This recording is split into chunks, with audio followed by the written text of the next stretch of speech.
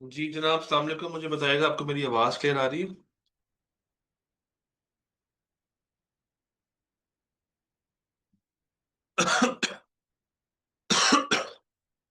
जी। Voice clear है? ठीक है। अब एक भाई पूछ रहे थे कि क्या कल क्लास हुई थी। तो सर जी, क्लास हमारी डेली बेस पे होती है। जब क्लास किसी भी अनफोर्सीन रीजन की वजह से अगर कैंसिल करनी पड़ जाए तो आपको इन्फॉर्म कर दिया जाता है टाइमली। सो मुझे बताइएगा, कल के लेक्चर्स में से कोई प्रॉब्लम, कोई परेशानी अगर है तो डिस्कस कर लेते हैं। कल वाली सारी बातें क्लियर है हमें? सर लिंक नहीं आया था कुछ। सर लिंक जो है वो सबका सेम रहता है, सबका कॉमन रहता है। जो लिंक आपको मैंने ग्रुप में सेंड किया है या जो पहले भी ग्रुप में लिंक्स आते रहे हैं वो सेम होते हैं। तो आप उसी लिंक को डेली बेस पे ज्वाइन करके क्लास में आ जाए। ठीक है, बेनिफिट्स ऑफ मेटा डाटा, इसके ऊपर बात करते हैं इंशाल्लाह। ठीक है, मैं हारून इसको एक्सप्लेन कर देता हूँ। इसके अलावा कोई क्वेश्चन, कोई परेशानी, कोई सवाल, कोई मसला, कोई कंफ्यूजन? इसके अलावा all okay?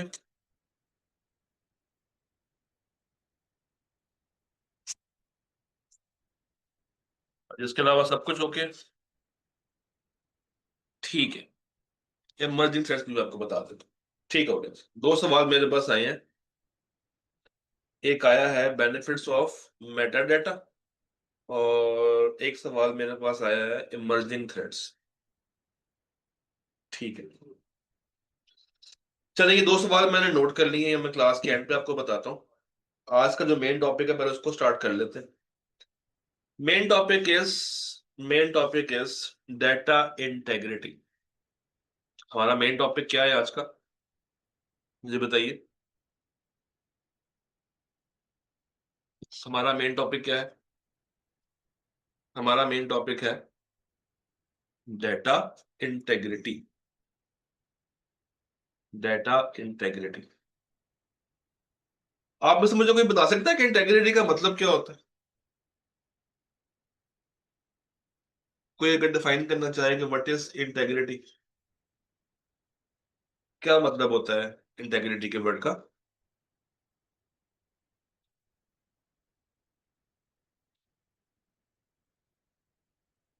Anyone having any fair idea about it? Anyone? Integrity?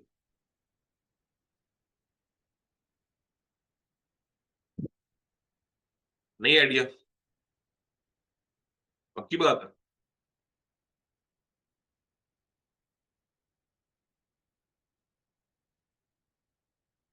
हाँ जी, पक्की बात है।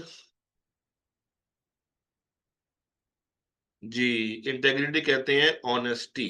बिल्कुल, इंटेग्रिटी कहते हैं ऑनेस्टी को। इंटेग्रिटी कहते हैं मोरल वैल्यूज को। Integrity means honesty.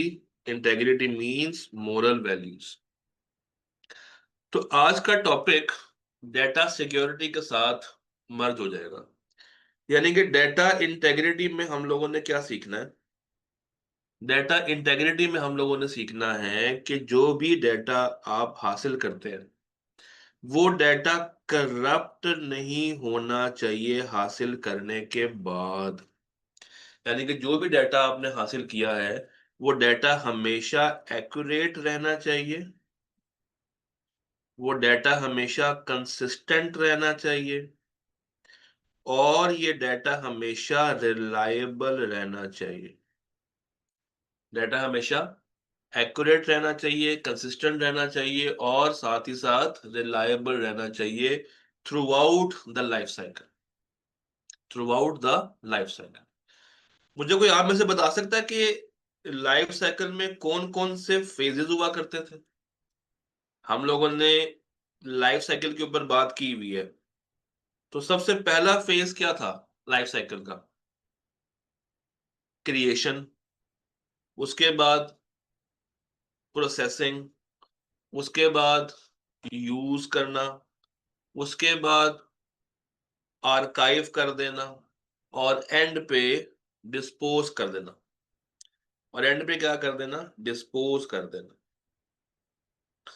तो लाइफ साइकिल में हम पहले करते हैं डाटा को क्रिएट, फिर हम करते हैं डाटा को प्रोसेस, फिर हम करते हैं डाटा को यूज, फिर हम लोग करते हैं आर्काइव, और एंड पे हम लोग कर देते हैं डाटा को डिलीट या डिस्पोज कर देते हैं। तो through out the life cycle आप डाटा को हासिल कर रहे हैं, उसको प्रोसेस कर रहे हैं, उसको आर्काइव कर रहे हैं, किसी भी फेज में खड़े हुए हैं, किसी भी फेज में खड़े हुए हैं, आपने हमेशा इस चीज को एंश्योर करना है। किस चीज को? आपने हमेशा इंश्योर करना है कि डाटा किसी भी फेज में हो, it should always remain accurate, correct and reliable. तो डाटा हमेशा एक्यूरेट होना चाहिए,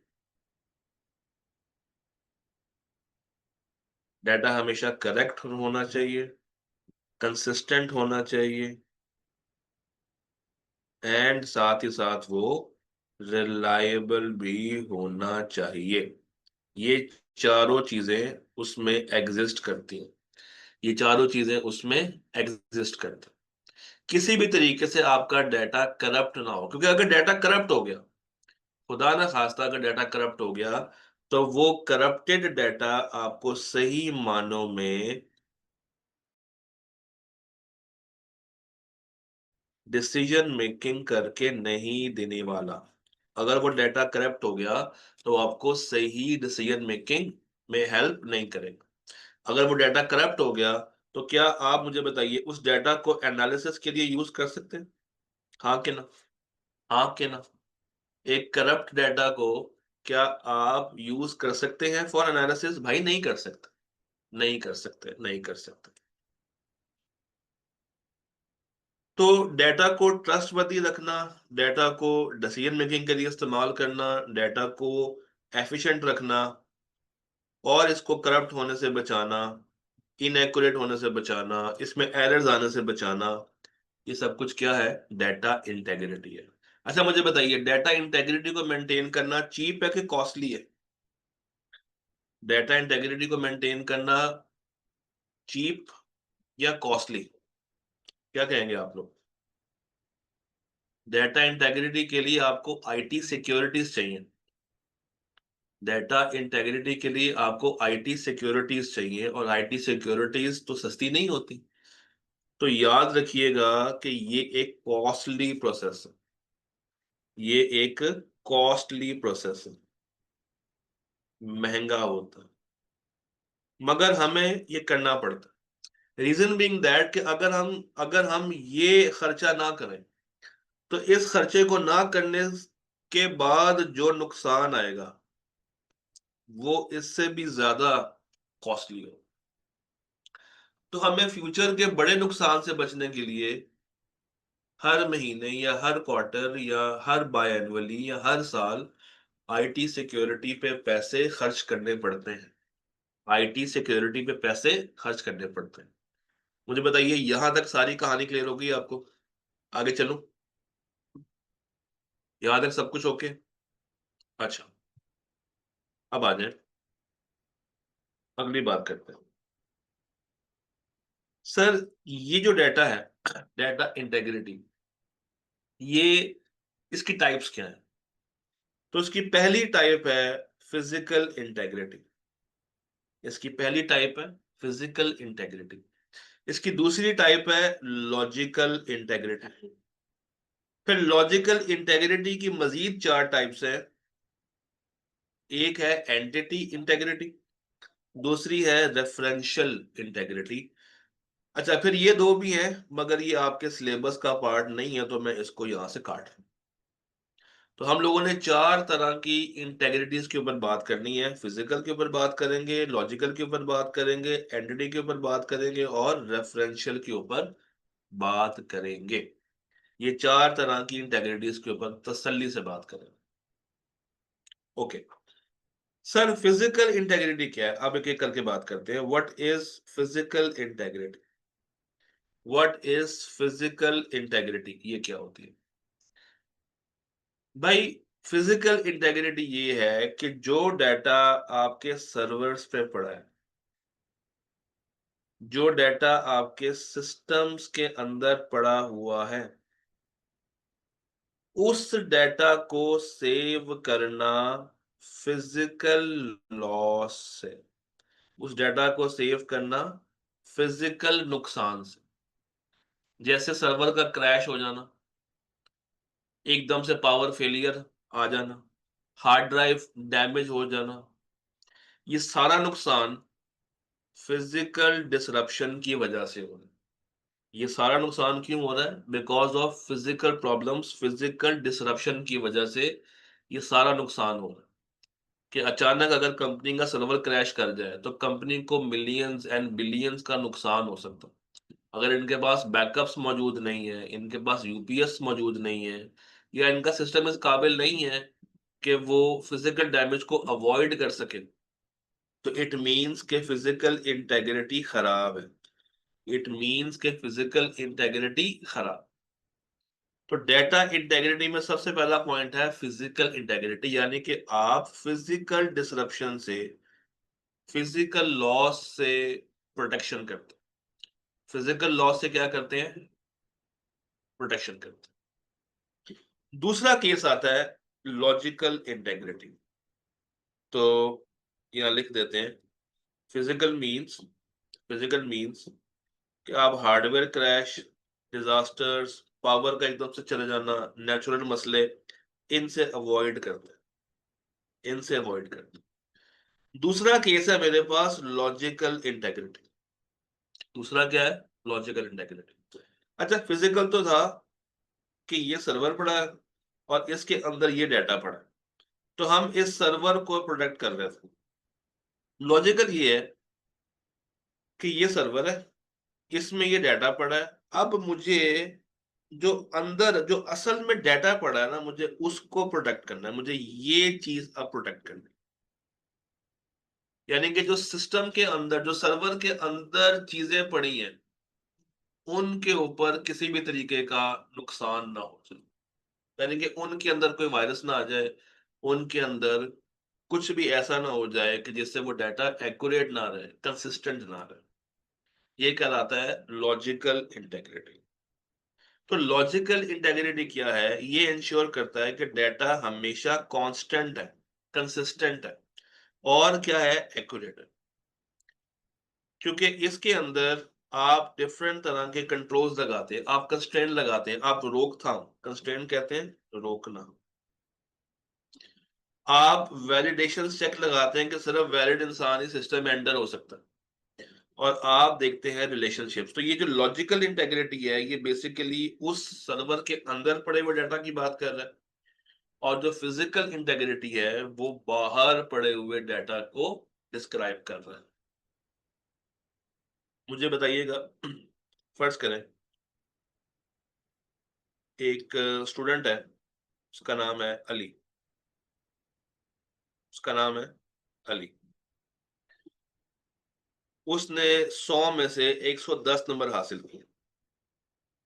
मुझे बताइए, ये 110 नंबर जो कि 100 में से हासिल हुए हैं, ये 110 क्यों लिखा गया? फिजिकल इंटेग्रिटी कॉम्प्रोमाइज हुई है कि लॉजिकल इंटेग्रिटी कॉम्प्रोमाइज हुई है? कौन सी इंटेग्रिटी कहां पे कॉम्प्रोमाइज हो रही है, फिजिकल की लॉजिकल? बताता। यहाँ पे लॉजिकल इंटेग्रिटी कॉम्प्रोमाइज हुई।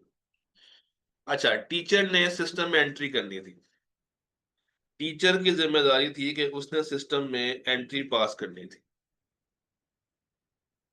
मगर टीचर की जगह पे टीए सिस्टम में एंट्री पास कर रहा है। ये कौन सी इंटेग्रिटी ब्रीच हुई? यहाँ पे अब फिजिकल इंटेग्रिटी ब्रीच हो रही है, यहाँ पे फिजिकल इंटेग्रिटी ब्रीच हो रही है।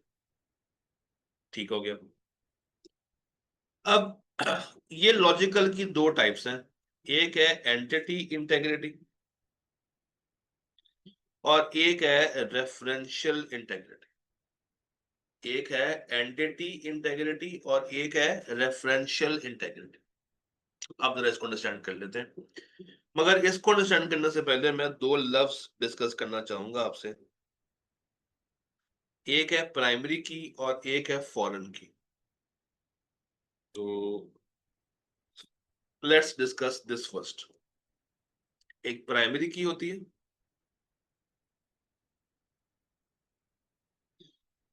और एक होती है फॉरेन की। एक प्राइमरी की है और एक फॉरेन की है। पहले जरा इस वर्ड को समझते हैं, इन दोनों में क्या फर्क है। सर प्राइमरी की कहते हैं यूनिक आइडेंटिफिकेशन नंबर को। ये जो आपका प्राइमरी की है ना, ये कहलाता है यूनिक आइडेंटिफिकेशन नंबर। ये है यूनिक आइडेंटिफिकेशन नंबर। अच्छा मुझे बताइएगा कि जो आपका सीएनआईसी होता है उसके अंदर क्या क्या चीजें आती हैं। आपका फर्स्ट नेम आता है, आपका फादर नेम भी आता है, डेट ऑफ बर्थ आती है, डेट ऑफ इशू आती है, डेट ऑफ एक्सपायरी आती है, आपके साइन आते हैं, आपकी पिक्चर आती है और आपका जो नंबर है सीएनआईसी नंबर वो भी आता है। ऐसा है कि नहीं? ऐसा है कि नहीं? जब हम लोग कोई भी सीएनआईसी देखते हैं उसमें ये तमाम चीजें होती हैं। उसमें ये तमाम चीजें होती हैं। अच्छा अब मुझे बताइए, इन सारी चीजों में से कौन सी ऐसी वाहिद चीज है जो कभी भी रिपीट नहीं हो सकती या दूसरे बंदे को नहीं मिल सकती? ऐसी कौन सी वाहिद चीज है जो कि दूसरे बंदे को नहीं दी जा सकती? एक ही वाहिद चीज है और वो है सीएनआईसी नंबर। सीएनआईसी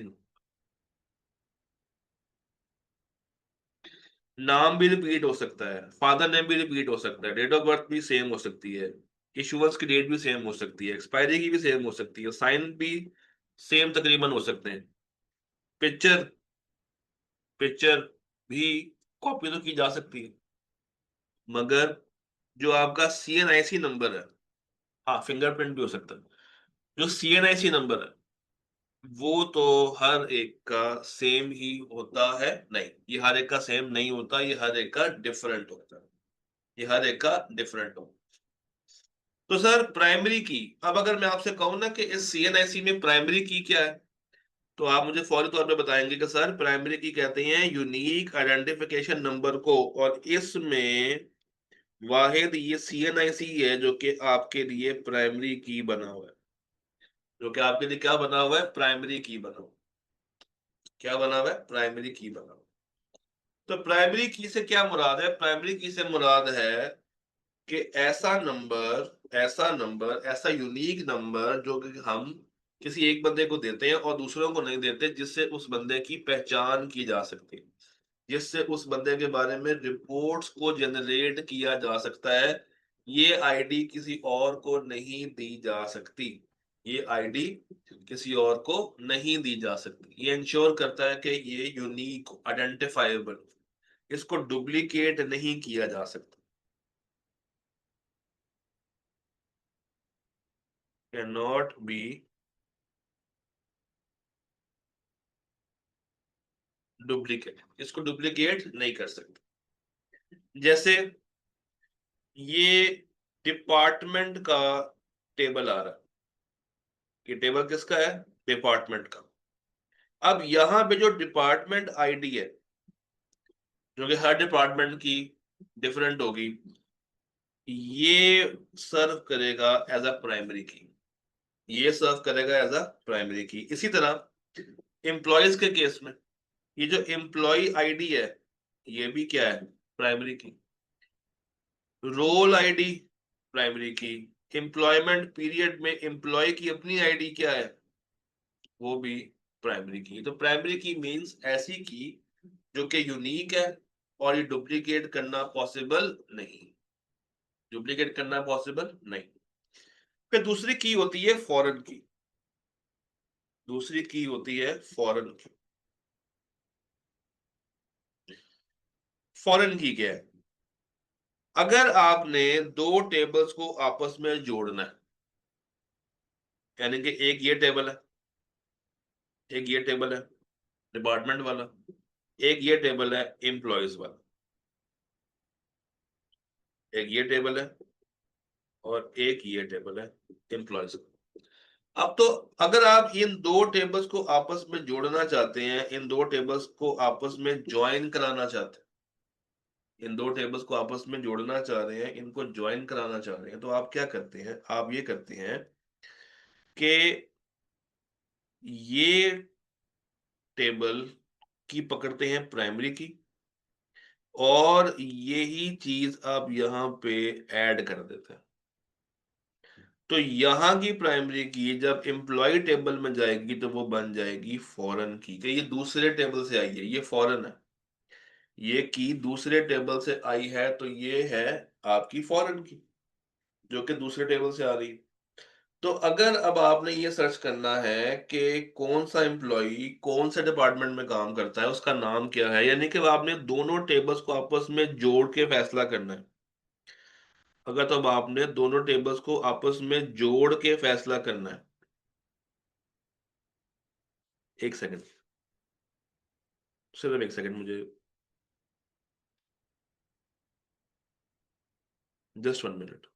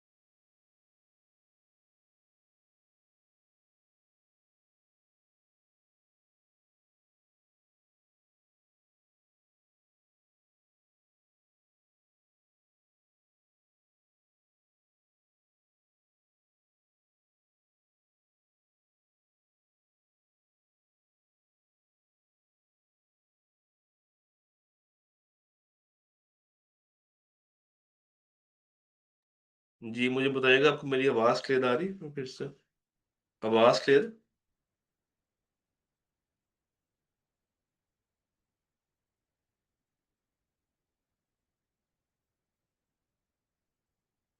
ठीक है। तो हम लोग बात कर रहे थे प्राइमरी की और फॉरेन की के ऊपर। तो मैंने आपको बताया प्राइमरी की वो की है जो कि यूनिक आइडेंटिफिकेशन नंबर रखती है।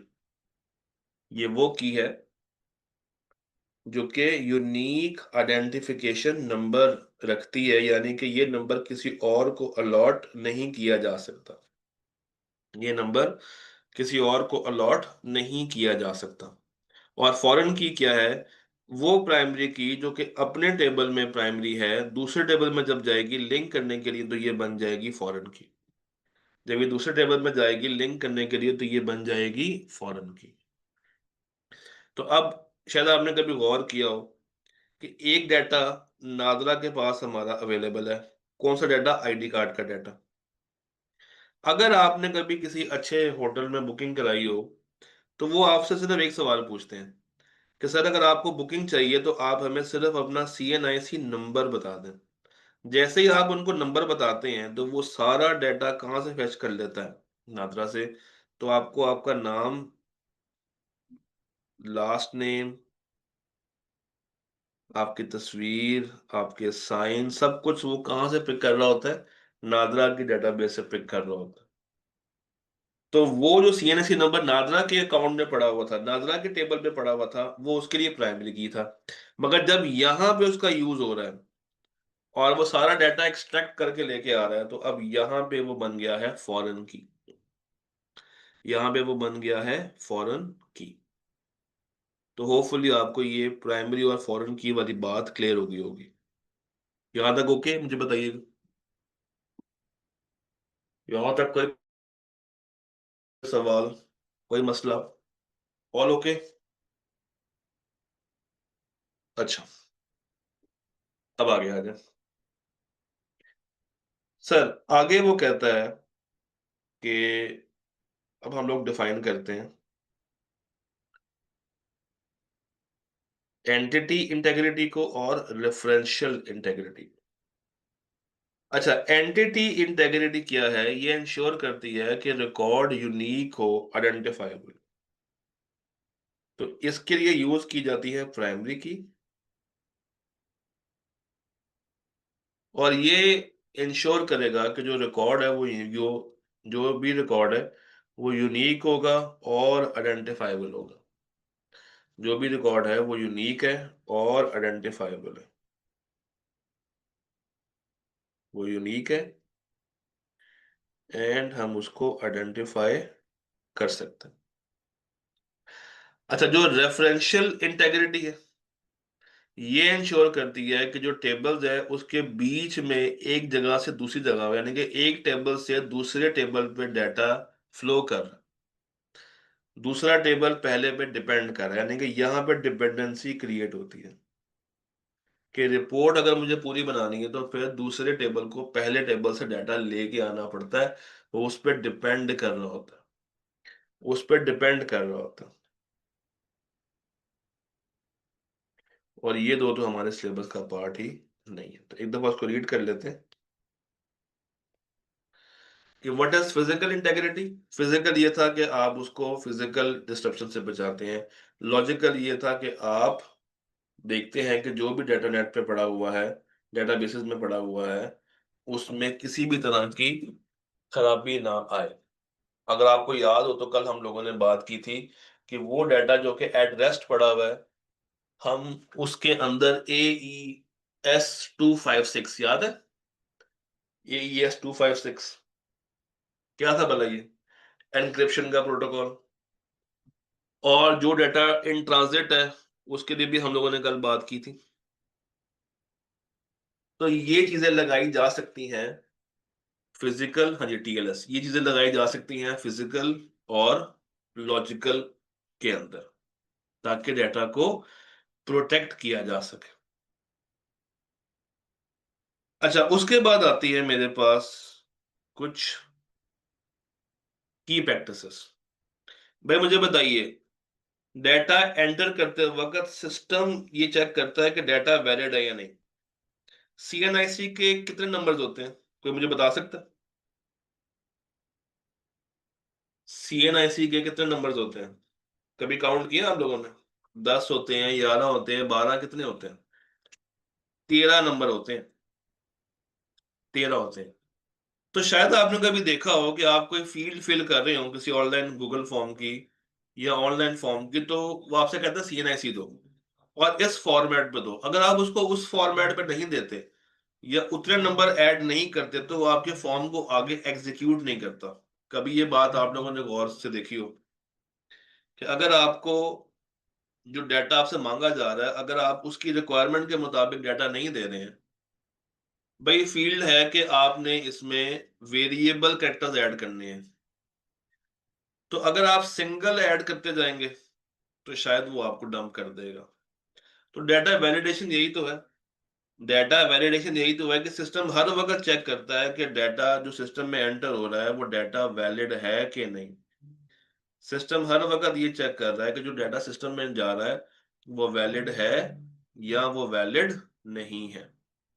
वो वैलिड है या वो वैलिड नहीं। दूसरा, ऑडिटिंग।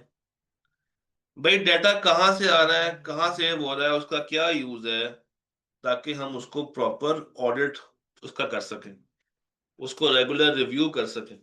ये देखेंगे डाटा कहाँ से आ रहा है, कहाँ को जा रहा है। फिर एक्सेस कंट्रोल। आपको याद होगा रबैक, रोल बेस्ड एक्सेस कंट्रोल याद है कि जिसका जो रोल है इदारे में, उसने अपने ही रोल के मुताबिक चीजों को परफॉर्म करना है। फिर वर्जन, वर्जन कभी आपने देखा हो एक्सेल की एक फाइल बनाई, फिर आपने उसकी कॉपी बनाई, फिर कॉपी बनाई, फिर कॉपी बनाई, तो आप उसके डिफरेंट वर्जन बना रहे होते हैं कि अगर किसी भी जगह पे कोई गलती हो गई तो हम उसको दोबारा से रीस्टोर कर लेंगे। तो वर्जन मींस बैकअप क्रिएट करना, बैकअप्स क्रिएट करना। जैसे डाटा का बैकअप हर इदारा क्रिएट करता है। तो ये उसके कुछ यूजेस हैं जो कि आप लोगों ने जहन में रख लेने हैं। चलो जी, अब हम लोगों ने बात करनी है इमर्जिंग टेक्नोलॉजीज, यानी कि वो टेक्नोलॉजी जो कि डाटा गवर्नेंस के अंदर अब दुनिया यूज़ कर रही है या कर सकती है या करने वाली है। इसमें हमारे पास चार नाम आते हैं: artificial intelligence and machine learning, blockchain, data governance platform, और प्राइवेसी इन्हांसिंग कंप्यूटेशन, पीईसी। ये चार नाम हैं जो कि हम लोगों ने डिस्कस करने हैं। पहला क्या है? Artificial intelligence and machine learning. Sir, artificial intelligence, artificial intelligence और जो मशीन लर्निंग है, इसका कॉन्सेप्ट ये है कि ये डेटा को ऑटोमेट करता है।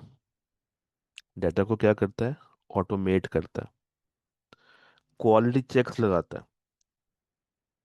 क्वालिटी चेक्स लगाता है, और जितने भी रिस्क्स हैं या जितने भी अनोमलीज हैं, अनोमली कहते हैं रॉन्ग किसी भी गलत चीज़ को, तो कोई भी अनोमली है जो कि नॉर्मल से हटके है, other than normal, anomaly means other than normal, कोई भी चीज़ जो कि नॉर्मल से हटके है, इसको डिटेक्ट करेगा और उसके खिलाफ एक्शन शुरू कर देगा। उसके खिलाफ क्या शुरू कर देगा? एक्शन स्टार्ट कर देगा। तो इसका एक ही काम है, डेटा को ऑटोमेटिक बना देना, ताकि जितने भी क्वालिटी चेक्स हैं वो उस पर परफॉर्म हो जाए। जितने भी अनोमलीज हैं, एरर्स हैं, इसको आप एरर्स भी कह सकते हैं, उसको पकड़ना, डिटेक्ट करना, और जितने भी रिस्क्स हैं इसके खिलाफ उसको स्ट्रेंथन करना। अब जैसे कि आपको पता है कि अगर एक इंसान हो और एक मशीन हो, दोनों को अगर सेम काम करने के लिए दिया जाए, तो ऑब्वियसली मशीन उस चीज़ को ज़्यादा जल्दी कैटर कर लेगी। इंसान शायद डिटेक्शन ठीक से ना कर पाए, रिस्क टाइमली आइडेंटिफाई ना कर पाए, मगर मशीन जो है, जो एआई है बेसिकली, वो ये चीज़ें ऑटोमेटिकली कवर कर लेगा और ज़्यादा अच्छी क्वालिटी देगा एज कम्पेयर टू ह्यूमन। इसी तरह ब्लॉकचेन, ब्लॉकचेन। अब ब्लॉकचेन क्या है? ब्लॉकचेन बेसिकली एक डिसेंट्रलाइज्ड वर्जन होता है, और ये डाटा को ट्रैक करता है थ्रू लीनिएज और इंश्योर करता है डाटा इंटेग्रिटी रहे। अच्छा, ये ब्लॉकचेन अगर आपको याद हो तो हम लोगों ने इससे पहले भी पढ़ रखा है। ये हम लोगों ने डाटा सिक्योरिटी में पढ़ा था ब्लॉकचेन, डाटा सिक्योरिटी और डाटा इंटेग्रिटी के अंदर। तो अगर आपको वो वाली नॉलेज याद है तो आप इसी चीज़ को यहाँ पे रिप्रोड्यूस कर सकते हैं। तो ये हमने ऑलरेडी पढ़ रखा है, ये हमने ऑलरेडी कवर कर रखा है, तो इसके ऊपर परेशान नहीं होना। फिर डाटा गवर्नेंस प्लेटफॉर्म, अब यहाँ पे दो नाम यूज़ करेगा, तीन नाम बल्कि यूज़ करेगा। एक है कॉलिब्रा, एक है इन्फॉर्मेटिका, और एक है एलेशन। ये तीन नाम है, और कड़वा घूंढ करके आपने ये तीनों नामों को बस पढ़ लेना है। ये कुछ टूल्स हैं, एक का नाम है कॉलिब्रा, एक का नाम है इन्फॉर्मेटिका, और एक का नाम है एलेशन। सीन ये है कि इनका काम है पॉलिसीज बनाना, डाटा ओनर्स के लिए, डाटा ओनर्स के लिए पॉलिसीज बनाना, डाटा स्टीवर्ड्स के लिए पॉलिसीज बनाना। तो डाटा गवर्नेंस, जो डाटा गवर्नर होते हैं, वो इन टूल्स को यूज़ करते हुए, इन टूल्स को यूज़ करते हुए अपनी तमाम एक्टिविटीज़ परफॉर्म करते हैं। पॉलिसीज बनाते हैं मेटा डाटा के लिए, कंप्लायंसेस के लिए। And then we have privacy enhancing computation. Privacy enhancing computation, ये टेक्निक्स यूज करते हैं होमोफोबिक, और दूसरी होती है फेडरेटेड लर्निंग। अब ये नीचे एक्सप्लेन की हुई है, तो ये मैं आपको एक्सप्लेन करता हूँ पहले कि what is homophobic and what is federated learning. ये मैं पहले आपको एक्सप्लेन करता हूँ। जी, दो वर्ड्स हैं, मुझे बताइएगा आपको नोट नज़र आ रहा है? पीडीएफ तो मैंने हटा दी है। क्या आपको वन नोट नज़र आ रहा है? जनरल शो हो रहा है ना? ठीक है। तो दो वर्ड्स हैं हमारे पास समझने को। एक है होमोफोबिक एनक्रिप्शन, होमोफोबिक एनक्रिप्शन, और दूसरा है हमारे पास federated learning, federated learning. Sir homomorphic encryption क्या है? ये स्पेशल टाइप ऑफ एनक्रिप्शन है जो कि आपको अलाउ करती है कि आप कैलकुलेशंस को परफॉर्म करें ऑन एनक्रिप्टेड डाटा। यानी कि इसमें क्या होगा, इसमें एक डाटा है जो कि एनक्रिप्टेड है, यानी कि ये डाटा कोडेड है। ये डाटा क्या है? ऑलरेडी कोडेड है। इसको डीक्रिप्ट किए बिना, विदाउट डिक्रिप्शन, इसको डिक्रिप्ट किए बिना आप उस पे कैलकुलेशंस करते हैं। आप उस पे क्या करते हैं? कैलकुलेशंस करते हैं, यानी कि आप एक एनक्रिप्टेड डाटा के ऊपर प्रोसेसिंग कर रहे हैं। आप एक एनक्रिप्टेड डाटा के ऊपर क्या कर रहे हैं? प्रोसेसिंग कर रहे हैं। डाटा प्रोटेक्टेड है, डाटा एनक्रिप्टेड है, डाटा प्रोटेक्टेड है, और उसके ऊपर काम चल रहा है। ये अक्सर हमें नज़र आता है बैंक्स के अंदर, क्योंकि बैंक कभी भी ये नहीं चाहेगा कि जो वो डाटा भेज रहा है वो दूसरा बंदा डीक्रिप्ट करे। मगर बैंक ने उस डाटा को प्रोसेस भी तो करवाना है।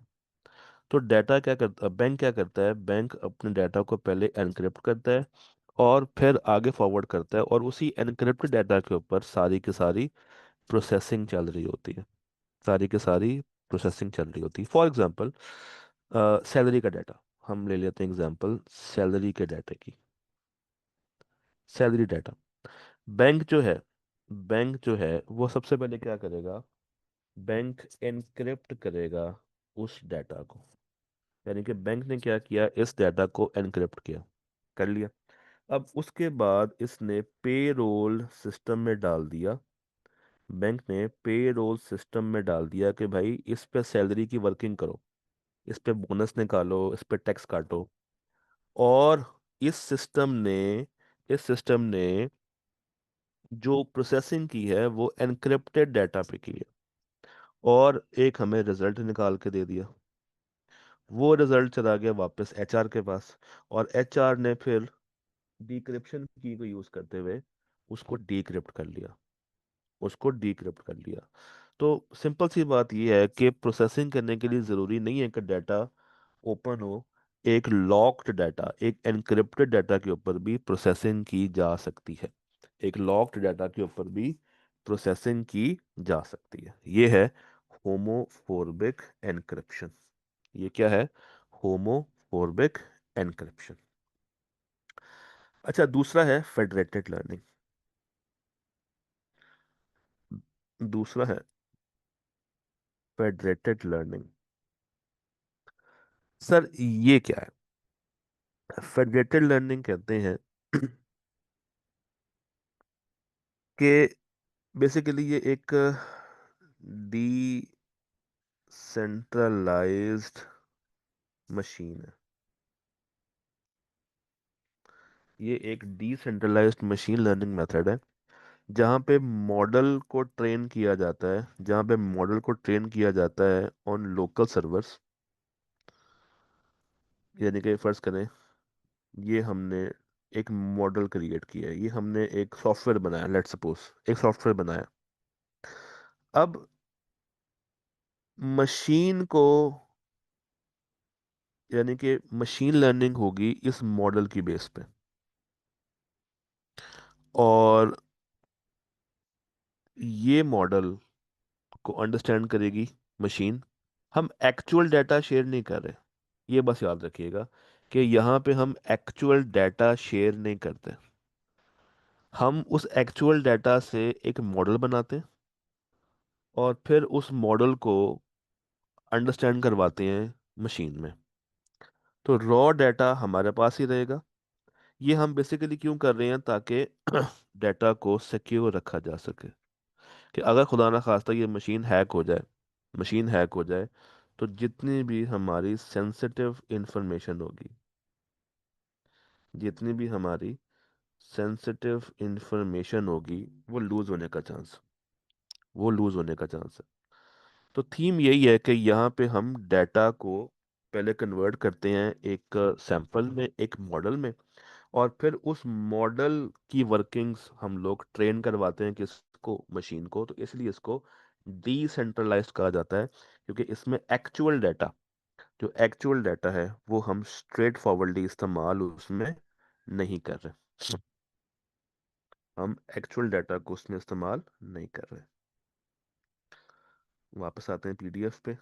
तो ये दोनों चीज़ों को नीचे मैंने एक्सप्लेन कर दिया है कि प्राइवेसी इन्हांसिंग के अंदर ये दो बातें हैं, एक है होमोफोबिक और एक है फेडरेटेड लर्निंग। एक है होमोफोबिक और एक है फेडरेटेड लर्निंग।